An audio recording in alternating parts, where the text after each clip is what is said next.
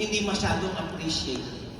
Diba? So, any compliment you can give them has a lot of impact. Praise the qualities you want to see and experience in others. So when your member or leaders under you do well, compliment them. Kasi pag hindi mo sila pinupuri, hindi nila uulitin. Di ba mas maganda pag lagi mo silang pinupuri, tapos lalo na pag pinupuri mo sila sa harap ng iba, di kailangan pangatawanan nila ngayon yan. Di ba? Kasi ganyan ang sipag niya. Ang daming appointment. But next week, hindi pwede mas mababa, di ba? Dahil, di ba? We are here in IMG. Mukhang temporary. See, when you praise them, they will do it continuously. Number 5, exert effort but be real. Ayaw naman natin yung plastic. I'm not saying you do these things to become plastic. No. You do these things because you really care for the other person, you really care for your relationship, you really care in terms of improving this bond that exists between you. So exert effort. Kasi alam nyo, marami sa atin, ina-expect natin ang ibang tao mag-adjust sa atin. It doesn't work that way. You are in the best position to adjust to them. And when you adjust to them, they will like you. And they will like you better. Pag ikaw ang nag-expect na mag-adjust sila, tapos hindi sila mag-adjust, guess what will happen? There will be friction between you. Now, if you want to be the better, bigger person, you're going to be making that adjustment. And that relationship will be better off because of you. Hacks to be likable and magnetic. Sino may gusto maging magnetic ang personality? Taas ang kamay. Wow! Yan ang mga magnetic. Diba? As I've said, once you come in, you have to be a very different person coming out. So hack number 1, win the inner game. Whether it's a presentation here or a conversation between each other, there will be mental chatter. Alam mo yun, yung nagpe-present ka eh, kagaya nga ni Titi kagabi, para siyang aligaga doon sa ipe-present na. Sabi ko, it's not about you, it's about them. Right? So kahit pagka-bulol-bulol ka dyan, no one cares. They just have to get the message. Sometimes, we think too much in perfecting our presentations. And when you do that, guess what? Pag nagkamali ka, ay, yung mali yata ako sinabi. So, iba na yung utak mo. Yung utak mo, dalawa na, nahati na. Yung isa, iniisip, nagkamali ako. Yung isa, iniisip, teka lang, tutuloy ko yung presentation ko. Sabi ang pala, nagkamali ka ulit. So, tatlo na yung hati ng utak. That mental chatter will be killing you. So, nervous ka, nagkamali ka, lalo kang ninervyusin, magkakamali ka ulit, lalo kang ninervyusin. Let me tell you, wala na stage. Parang sanay na sanay ako, di ba? Pag ini-introduce ako ni Bart, tatalong ako dito, "Good morning, IMG!" People sometimes think hindi na ako kinakabahan. Is that fair? I think a lot of people know and think hindi ako kinakabahan. Actually, kinakabahan. And even the best speakers here, yung mga green jackets sa harap, alam ko, every time you move up the stage, hindi naman ganun kang automatic eh. Di ba? It takes a little while to get that momentum going. Pero ang importante, mawala yung mental chatter. No one wants to know what mistake you made.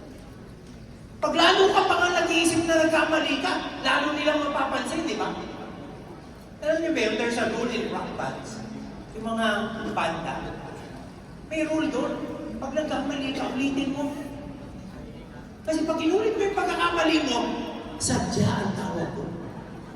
Di ba? Kasi pag masyado kang perfectionist, you will think, and that chatter will kill you. Why do we do that? Because we want to control an outcome. You want to control an outcome. Gusto mo lumabas, magaling ka. Pag gusto mo lumabas na magaling ka, magkakaproblema ka. Because it becomes about you, it's not about them.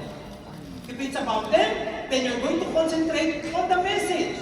You're going to concentrate on the change you want to happen in their lives. Kasi huwag kung paano present yan. Kasi huwag kung iba yung diction mo. Kung Bisaya ka, ang tigas ng dila mo. Okay lang yan. Yung Sabado mo, Sabado. Ganun yun. When you have that sense of reality, I'll tell you this, quite frankly.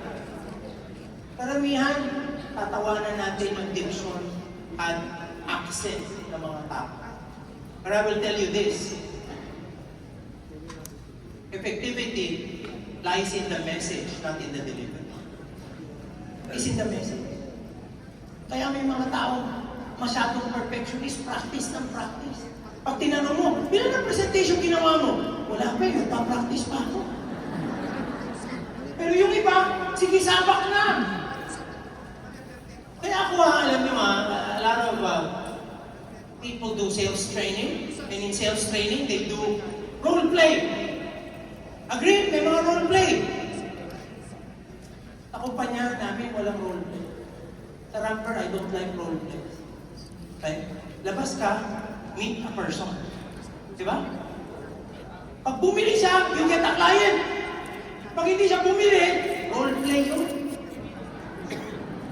Role play yun. That is the way to do this. Take out that mental chatter. Make eye contact. The eyes are the windows of the soul.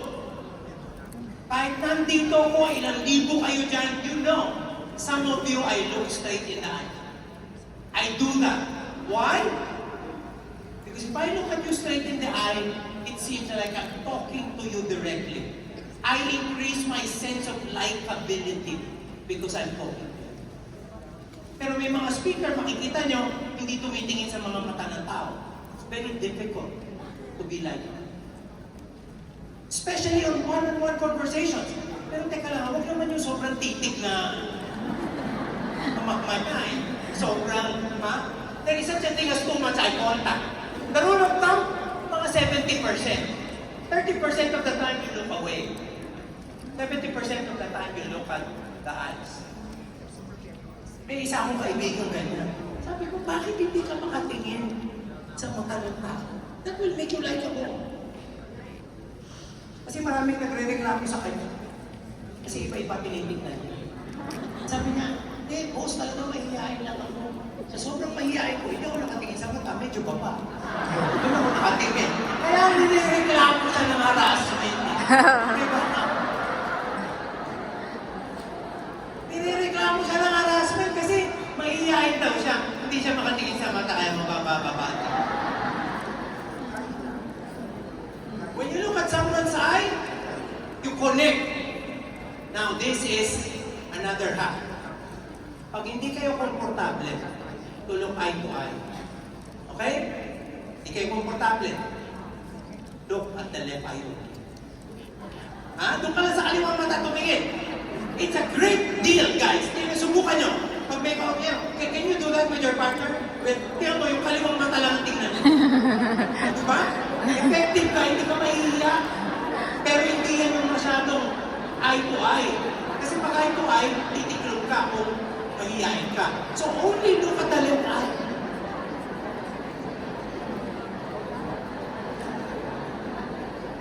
Pagbanlag siya, huwag mo masyadong titigan. Okay? Baka naman mamaya sabihin mo ba, medyo doble kita. Number 3. Now guys, especially because we want them to join the community, especially because we want them to join IMG, always look at similarities. If you talk, it's going to be us, we. Us, we, our. Tayo magkasama. We will change the world. We will change our habits. We will change the way we look at money. We. Our job is to change the way people live their lives financially. We will make a change together. When you do that, it's not you. Minsan we put ourselves on a pedestal myself, and I. It's hard to be likable that way. You will have to be together. Similarities get you to a point where they will like you because they see themselves in you. That's why there are times when you have to be agreeable. Pag sinabi, hindi, talaga hindi ako makapag-set aside ng money. Hirap ako talaga eh, kulang ang kinikita ko eh. Imbes sasabihin mo, hindi totoo yan. Hindi ganoon, mag-agree ka. I really agree. And I think we can strategize about that. Diba, remember I didn't even use the word but. When you use the word but, you contradict.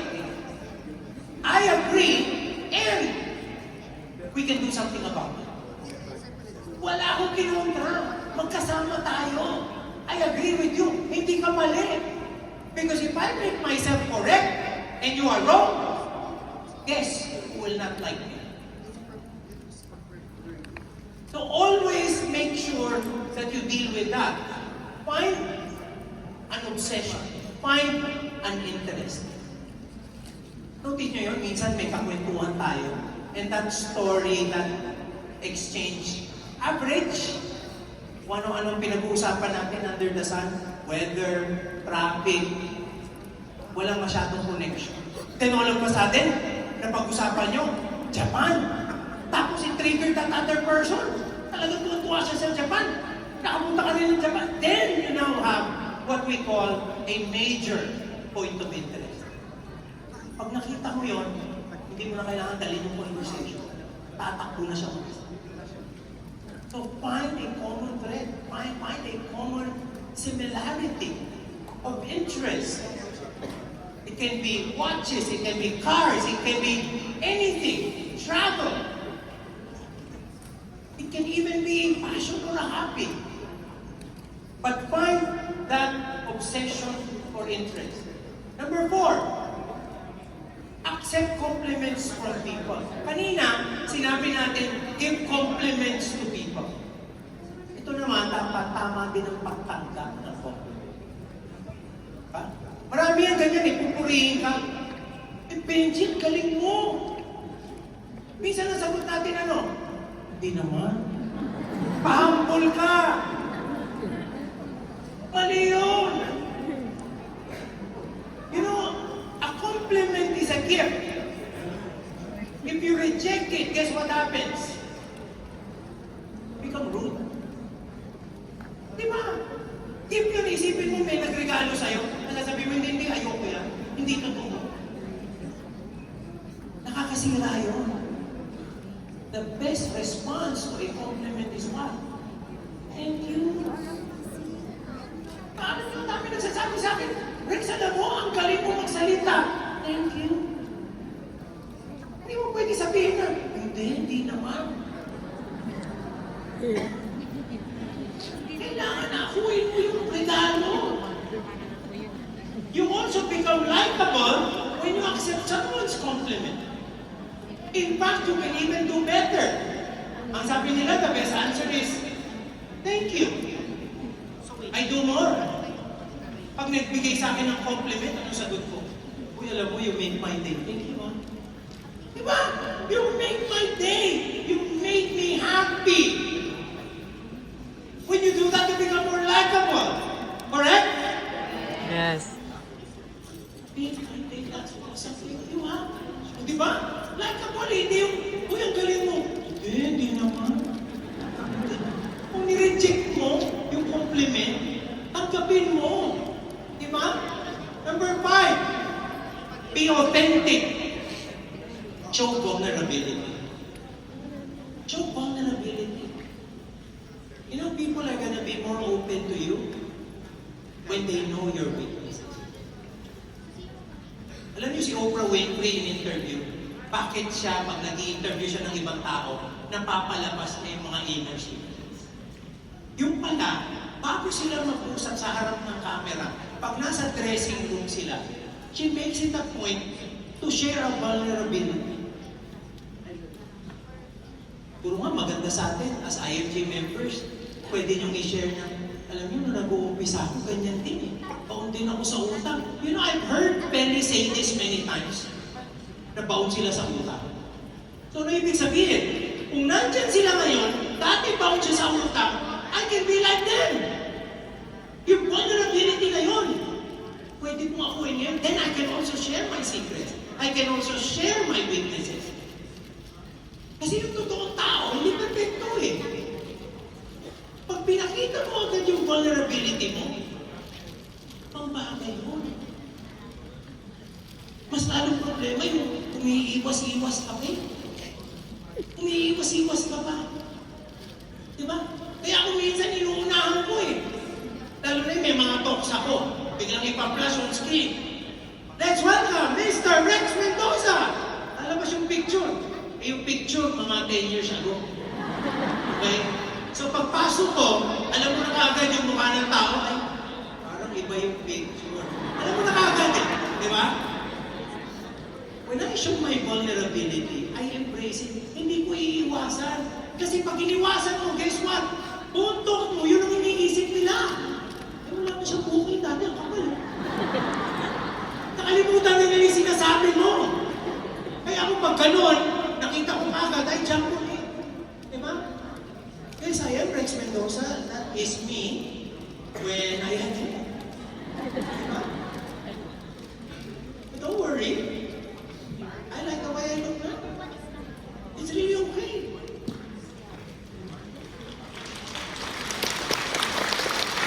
Yung mga nakaka-identify sa akin, gamitin nyo lahat ito.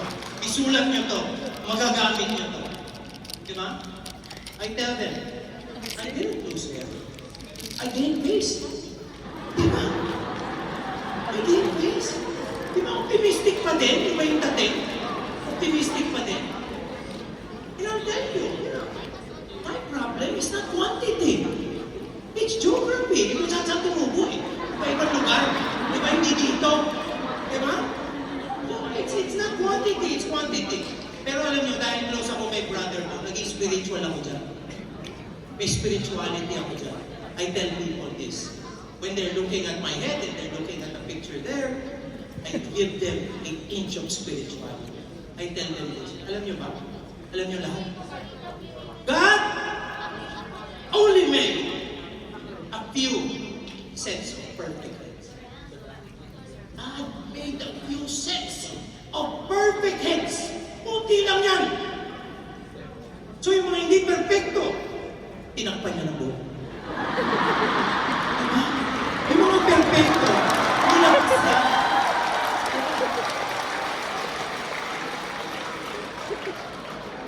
So yung kanyang vulnerability pag-audit.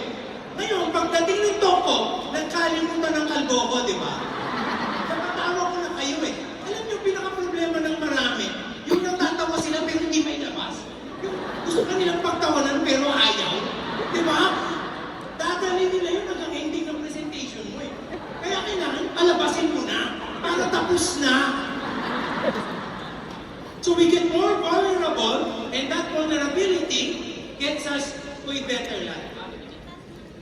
Bottom line, IMG friends, bottom line, kailangan tayong umelo. Maximum. We want to make people like us. We want to make people believe us. We want to make people engage with us. And that's why we have to exert effort to be likable, to be persuasive, to be attractive. Because if we do that, we will get more members to our group. Alam niyo, sabi nga nila, we try to become a game changer in this industry. Sabi ko sa kanila kagabi nga, gawa na natin ang manual ito eh. Gawa na natin ang libro, yung lahat ng ginagawa natin. Different dito. Because it works. We know it works. And all throughout history, we've learned as well. And we're getting better by the day. Kaya again, congratulate ko po kayong lahat. Maraming salamat for all the attention. We will see you in our booth there. Alam niyo, may libro ko ha. May libro pa rin akong dala. Napakarami niyo, but I only brought a few. I have 2 books, as you know. I contribute to charity. This is something that helps children and age the elderly. Okay, so please